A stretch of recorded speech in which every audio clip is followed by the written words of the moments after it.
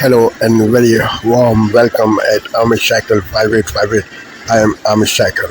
Following news have been reported by American, European, Asian, African, Australian news channels and the news agencies.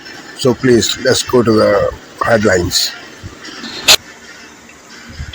Tonight, stunning images, the blinding storm, drivers unable to see, passenger planes in the air traffic controllers forced to leave the tower. The images right here, this massive dust storm sweeping across several cities, planes grounded, those air traffic controllers evacuated, a football stadium suddenly shrouded in darkness. Also, flood watches now in effect for several states, and in the Northeast, the major change coming with Labor Day just about here.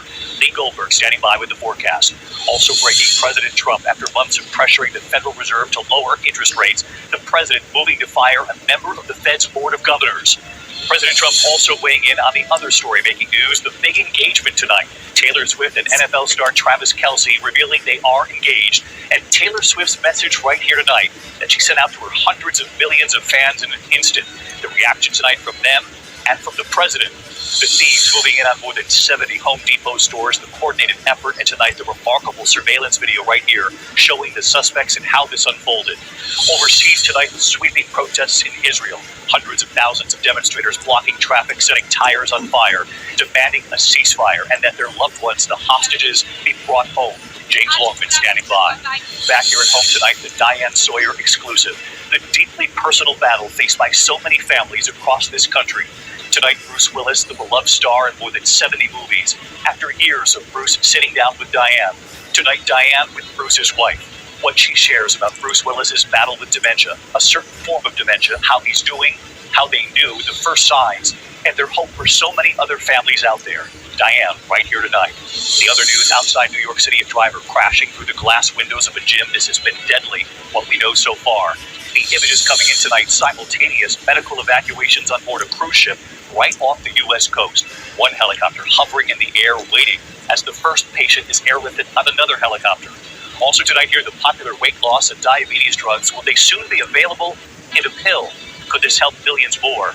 And Powerball, no winners, the eye-popping new jackpot. Right here tonight. From ABC News World Headquarters in New York, this is World. And they're going to fight me. Like this slob of a governor you have in Illinois. This poor guy got thrown out of his business by his family. I know the family. I was partners with the family. Nice family. I like the family, but he was no good. They threw him out. He's governor of Illinois, and he goes about Trump. We don't need his help. Chicago is the way. These places are really bad. Crime in D.C. was the worst it ever was. You know, they make up stories. Crime in D.C. was the worst ever in history. And now, over the last 13 days, we've worked so hard. We've taken so many. There are many left, but we've taken so many criminals, over 1,000. I watched a man from Maryland who said to me, sir, you're the greatest president. You're doing an unbelievable job. What a great job. Governor Moore, has anyone heard of him? He's another hopeful for president. I don't think so. But I met him, and I didn't realize it was on camera. Did you see they caught him on camera? I was at a game, I don't know, like the Army-Navy game or something. And I met him in a hallway. And as usual, you do your job very well. One of these great cameramen had it on tape. But I met this gentleman. I never met him before. Sir, you're doing a great job. You're doing an unbelievable job. Thank you very much. But then he goes on television. He says, "Oh, Trump is a dictator." He says, and a lot of people. So the line is that I'm a dictator, but I stop crime. So a lot of people say, if that's the case, I'd rather have a dictator. But I'm not a dictator. I just know how to stop crime.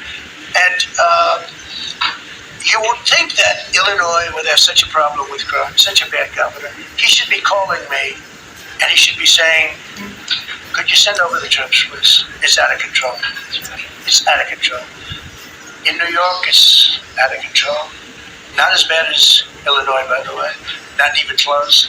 All right, let's go ahead and bring in Matt Gorman. He's vice president at Targeted Victory, also former senior advisor to Senator Tim Scott, and Yemisi Egbowole, former chief of staff and advisor to the Biden White House press office, also founder of Podium Strategies. Thanks to you both for being here with us. So, Yemisi, this reporting in Politico today essentially lays out this case that what President Trump has been trying to do, or the whole point of the crime crackdown, in addition to making people feel safer, is to put Democrats on defense and try and get at least some folks to insist that crime is really not so bad. Well, we were completely underwater during the Biden administration when it came to confidence in how we handled crime. And a lot of that comes from not addressing it. And I disagree with the woman who spoke at that DNC meeting when she said, don't take the bait.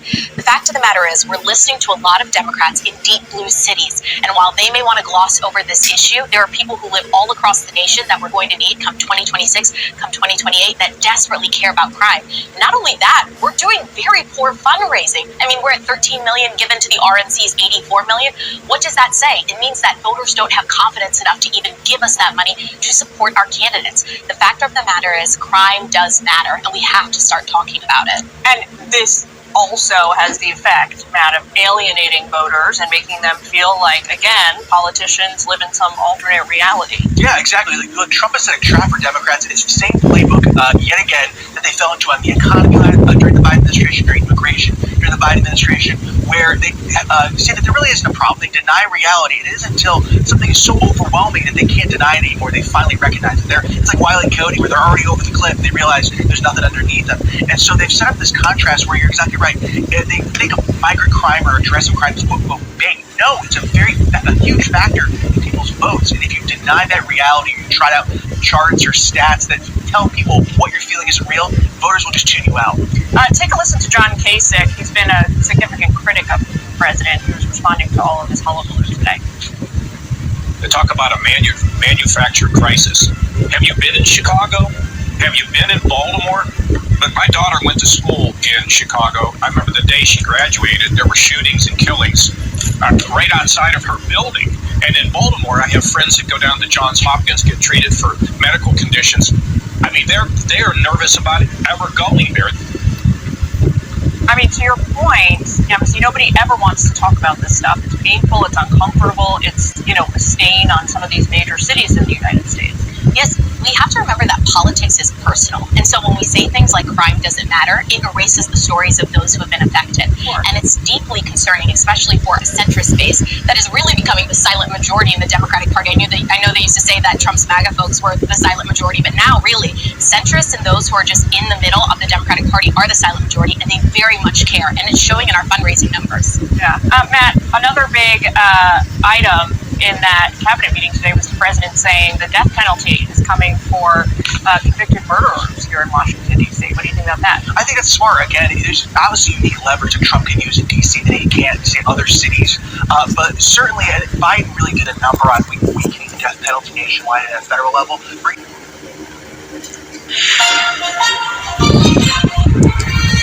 On this Tuesday night, the Prime Minister drumming up business in Europe. The major projects he says will benefit Canada, and who's in the running to build Canada's new submarines. Our subs are quieter than Canadian snowfall. Deliberate attack, what Israel claims it was targeting when it killed 20 people at a Gaza hospital. Disinformation amplification, how Russia is manipulating AI to spread lies. These lies that are very carefully crafted. And the Canadian behind a team of cyber specialists fighting it. Plus, new era. Queen of Love Songs makes it official with her king. Get ready for the pop culture wedding of the century.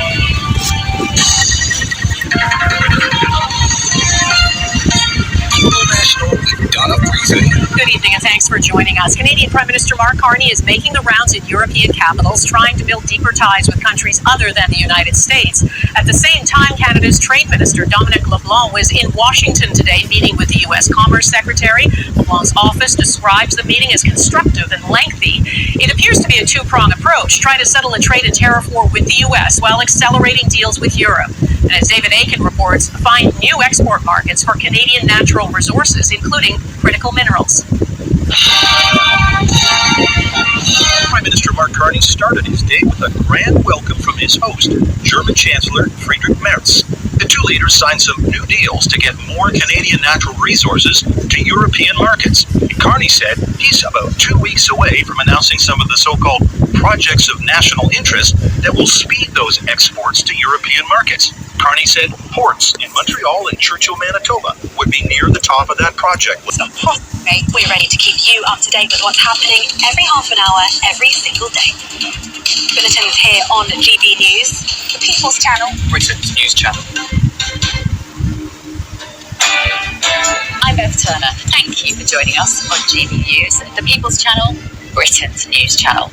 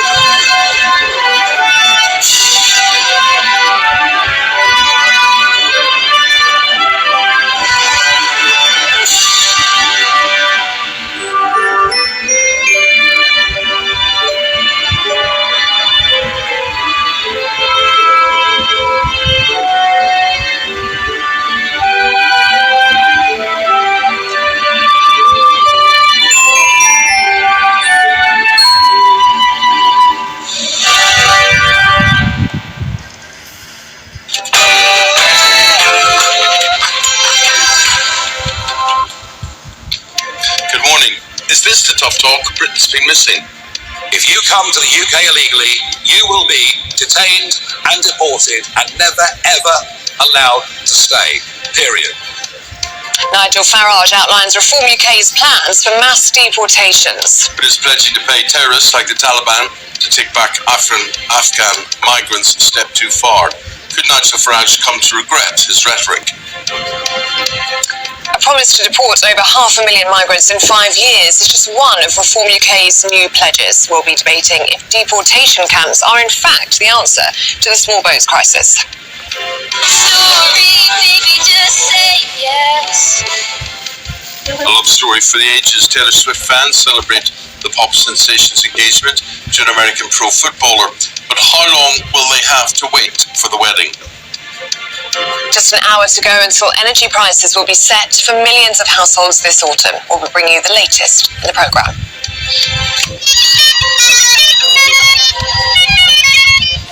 And we meet again. Once again, we're going to talk to three Scottish brothers who are making history, all to the sound of bagpipes. They're crossing the Pacific Ocean, and we'll be catching up with the McLeans as they near the end of their mission in Australia. 6:20 a.m. live there.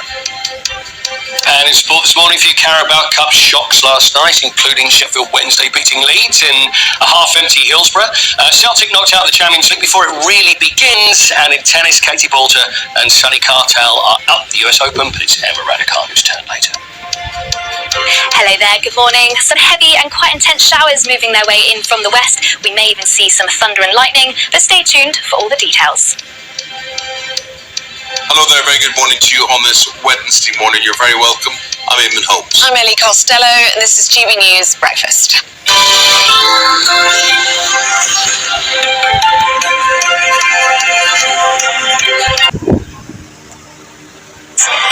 If you pay attention. About Pleasant Call. Like what? The Family Next Door. Stream it all on ABC iView. Today, hundreds of police officers scour dense bushland in Victoria's Alpine region for the man suspected of shooting dead 2 of their colleagues. Even though we have experts in the area, he will know that area better than us.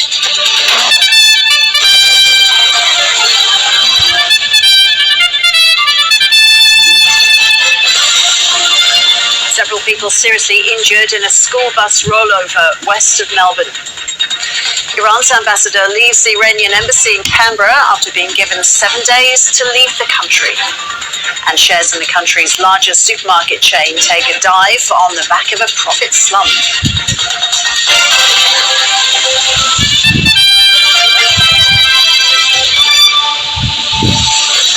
Hello and welcome to ABC News. I'm Ros Childs. Victoria Police are stepping up the search for the man suspected of shooting dead 2 of their colleagues. The manhunt is centred on Paul Punker, 300 kilometres from Melbourne in the state's northeast. Reporter Leanne Wong joins us from there.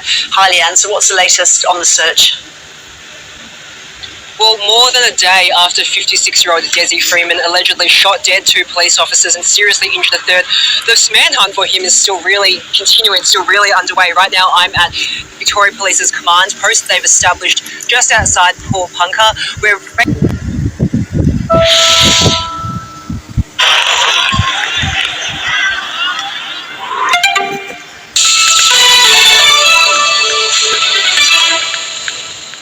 This is DW News, and these are our top stories. Protesters in Israel have staged what they're calling a day of disruption to call on the government to end the war in Gaza and secure the return of Israeli hostages. Demonstrators blocked roads and rallied outside ministers' homes, hoping to pressure Prime Minister Benjamin Netanyahu into reaching an agreement with Hamas. It comes amid international condemnation of an Israeli attack on a hospital in Gaza that killed 20 people. Israel says it was targeting a Hamas surveillance camera. Donald Trump's plan to oust a governor of the U.S. Federal Reserve has started a legal storm. Lisa Cook says the president does not have the power to sack her and has filed a lawsuit. The case could eventually wind up before the Supreme Court, and it could redefine the powers of the president over the central bank. Taylor Swift and Travis Kelce are engaged. The superstar singer and the NFL football player made the announcement in a joint post on Instagram, with photos showing the Kansas City Chiefs star proposing. The celebrity couple have been dating for 2 years, a relationship that's been followed by millions around the world. This is DW News from Berlin. You'll find out more online, dw.com.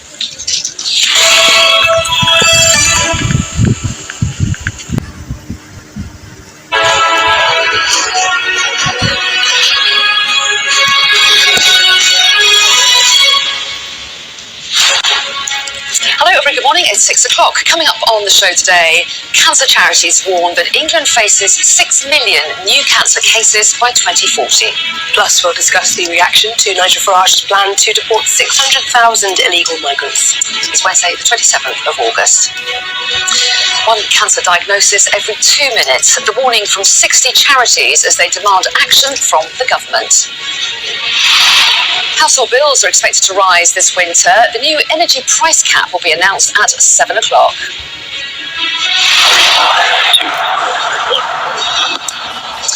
It's blast off for SpaceX after months of explosive failures. They're calling it America's Royal Wedding. Music superstar Taylor Swift announces her engagement to American footballer Travis Kelce. And West Ham's bad start to the season continues as they're dumped out of the Carabao Cup.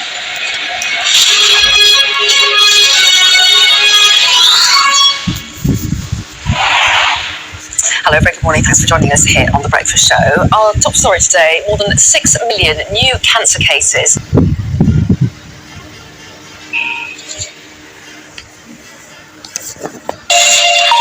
Hello and a very warm welcome to you if you're just joining us. You're watching Daybreak here on France 24. These are the headlines. In Israel, the call to bring the hostages home continues with protests across the country, while a ceasefire deal signed up to by Hamas remains unanswered by Benjamin Netanyahu. Meanwhile, the starvation, the bombing, the killing of Palestinians in Gaza continues. Talks over the war in Ukraine to continue, with delegates from Kyiv headed for New York. This as Ukraine lifts travel restrictions on some young men. 18 to 22-year-olds now allowed to travel abroad, something that had been prevented under the martial law imposed after Russia's invasion.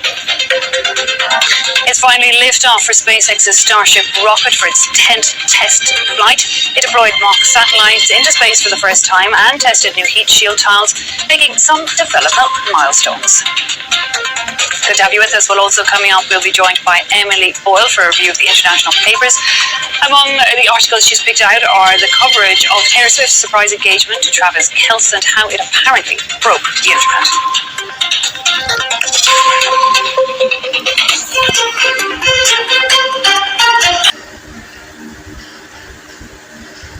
This is Asia Now. Hello and good afternoon. It's 12 p.m. in Singapore and Hong Kong, 9:30 a.m. in New Delhi, 11 o'clock in Jakarta. I'm Yasmin Yonkers, and right now, it's the final hour. India gets slapped with 50% tariffs on some goods to the United States. Economists expect the move to drag India's growth to its weakest pace since the pandemic. Tens of thousands evacuated in Pakistan as officials remain on alert for exceptionally high flooding in eastern Punjab. Authorities are citing heavy rains and India's release of water from 2 dams. And the UN demands justice and accountability after the latest Israeli strikes on Gaza's Nasser hospital. US President Donald Trump will chair a meeting on the conflict later today, where a comprehensive plan is expected to be put together.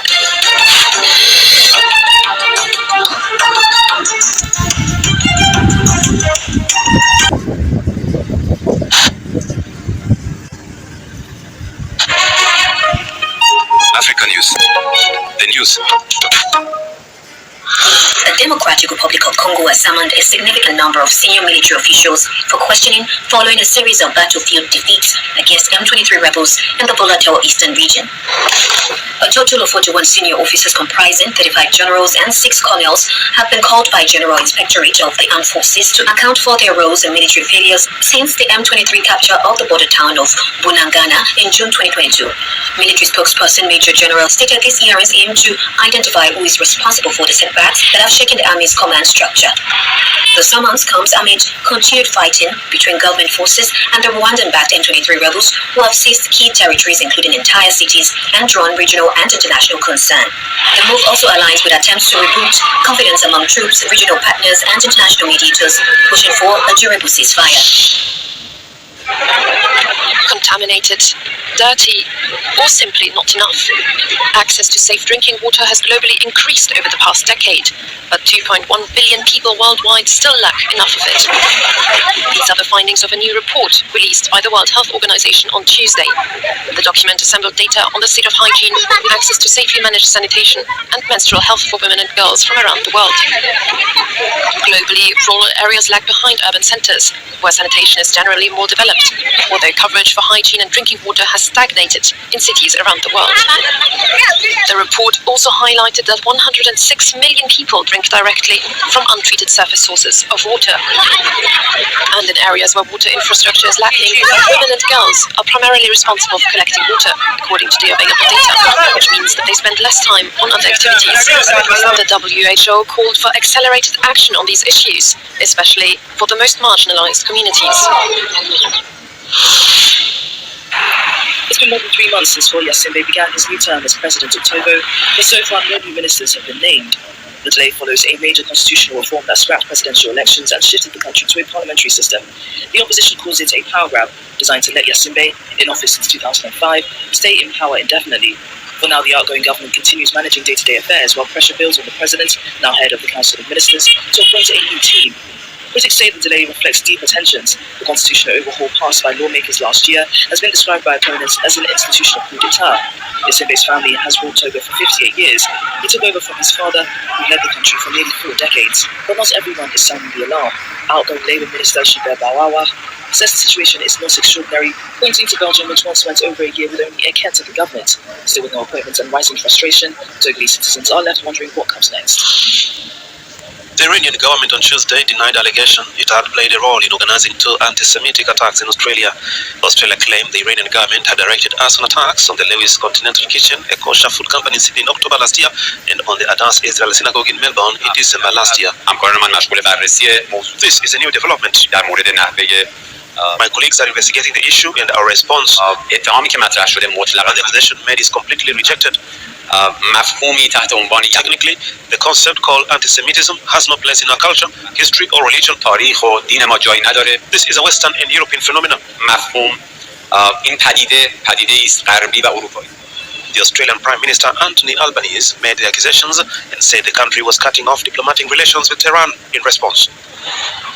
Police have already arrested at least 1 suspect in the Sydney cafe fire investigation and 2 suspects directly accused of torching the Melbourne synagogue. American filmmaker Woody Allen has come under fire after appearing virtually at the Moscow International Film Week, prompting a strong rebuke from Ukraine. Allen joined the Legends of World Cinema session via video conference alongside pro-Kremlin director Fyodor Bondarchuk.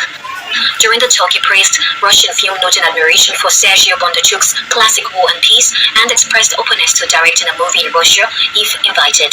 Ukraine's foreign ministry condemned his participation as a disgrace and an insult to the sacrifice of Ukrainian actors and filmmakers armed in the war. Allen responded via The Guardian, stating he strongly opposes Putin and the war in Ukraine, describing it as appalling. Yet he defended artistic dialogue, arguing that cutting off artistic conversations is never a good way to help.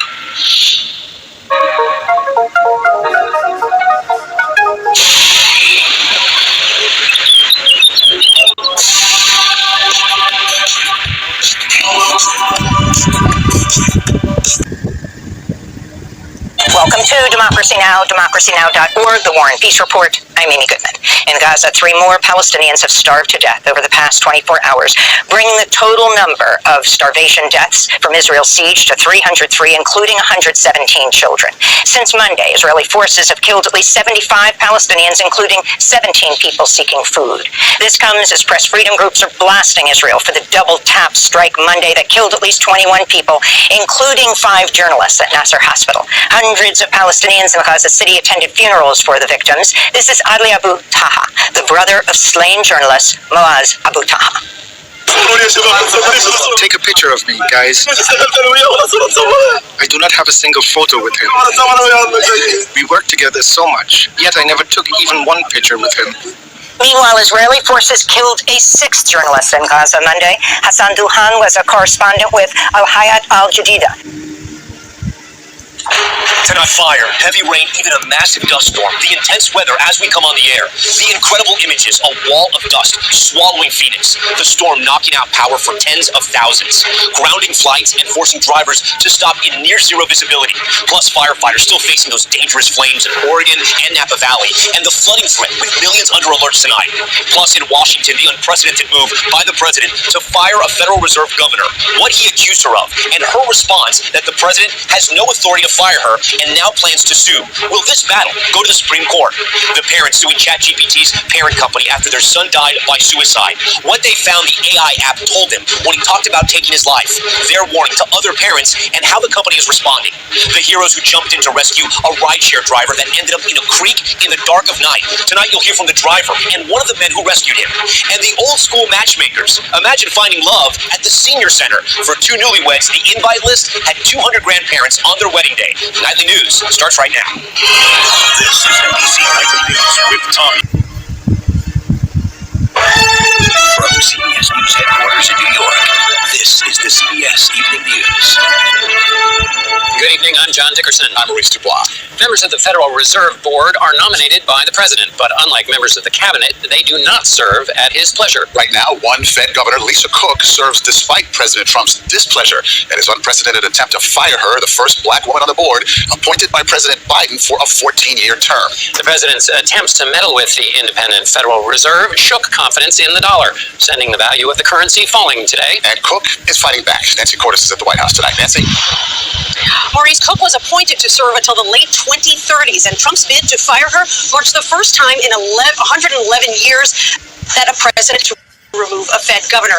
It comes after Trump was discouraged from firing Fed Chair Powell out of concerns it would damage the Fed's long-held independence. She seems to have had an infraction, and she can't have an infraction. A standoff is brewing between President Trump and economist Lisa Cook. Trump tried to fire her Monday, claiming there is sufficient cause to believe that Cook made false statements on one or more mortgage agreements. Cook fired back that President Trump has no authority to remove her from the independent Federal Reserve Board and vowed to file suit. We need people that are 100% above board, and it doesn't seem like she was. The members of the Fed Board have incredible power to steer the economy, voting to raise or lower interest rates in order to stabilize prices and promote job growth. Trump has railed against the Fed's cautious moves for months. The Fed should lower the rate. 10 days ago, a little-known government office called the Federal Housing Finance Agency, run by a Trump ally, issued a criminal referral for Cook, saying she had claimed 2 different homes as her primary residence. That same agency recently went after 2 longtime Trump critics, California Senator Adam Schiff.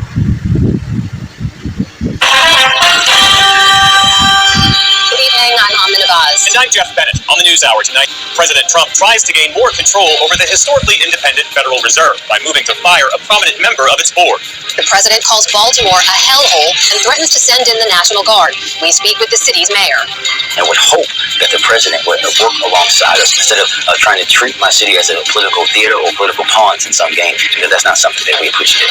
And climate change and dwindling water supply from the Colorado River raise concerns for a California valley that helps feed the nation.